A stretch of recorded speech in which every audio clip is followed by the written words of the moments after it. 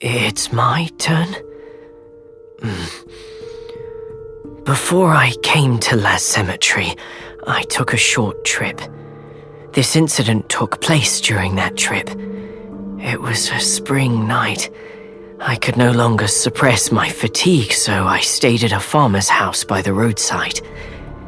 It was in a remote village far away from the city, but the master of the house was very hospitable. He cooked me dinner and told me that I had come at a bad time. As you know, few people are willing to let someone like me lodge with them, and compared to my perpetual misfortune, this situation is hardly worth mentioning. However, on the following day, as I prepared to leave, I was informed that I needed to stay in the village for a few more days. The man told me that the village was founded and managed by a group of well-respected elders. As the situation had become more serious on the day I arrived, the elders decided not to let anyone leave. And so I went on living in this village, listening to the constant cries and wails from outside the house. However, a few days later, I heard the sound of nails being hammered into boards nearby in the middle of the night. "Is someone building a house out there?"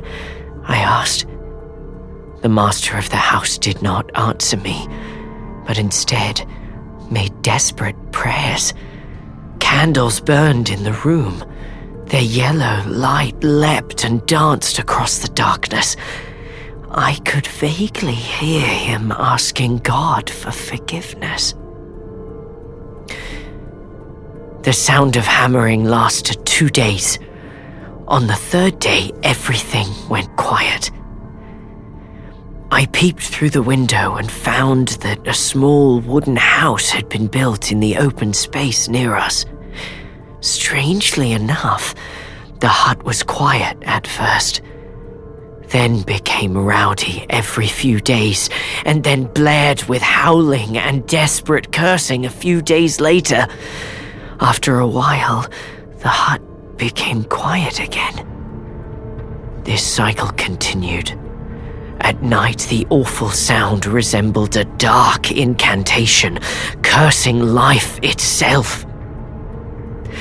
I don't know why, but I always felt as though venomous eyes glared forth from within that hut.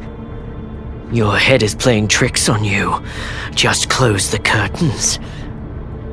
When I mentioned this to my host, he uttered these words and shook his head. But I knew that he had been praying for longer and longer each day. That was until one night. A strong, burning smell filled my nostrils. I opened my eyes and found that the man had disappeared, and a fire was consuming the nearby hut. It had almost reached the house I was staying at. Finally, the epidemic subsided, and I was allowed to leave the village. Before I left, I was invited to attend a sermon at the village church.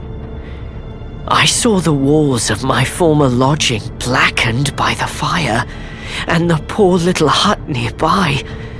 All that remained of it was a charred frame. This was the wrath of God. That day, the village elders stood in the middle of the church. The elders looked coldly at me. God's forgiveness comes only when the sinners are punished. All our misfortunes, or their misfortunes, are due to His providence. I didn't know what that meant until I went back to my host's house. After I had packed up my things and was ready to leave, I found that beside the ruins of the hut stood a wooden sign with something written on it. One barely legible word could be seen. Ward.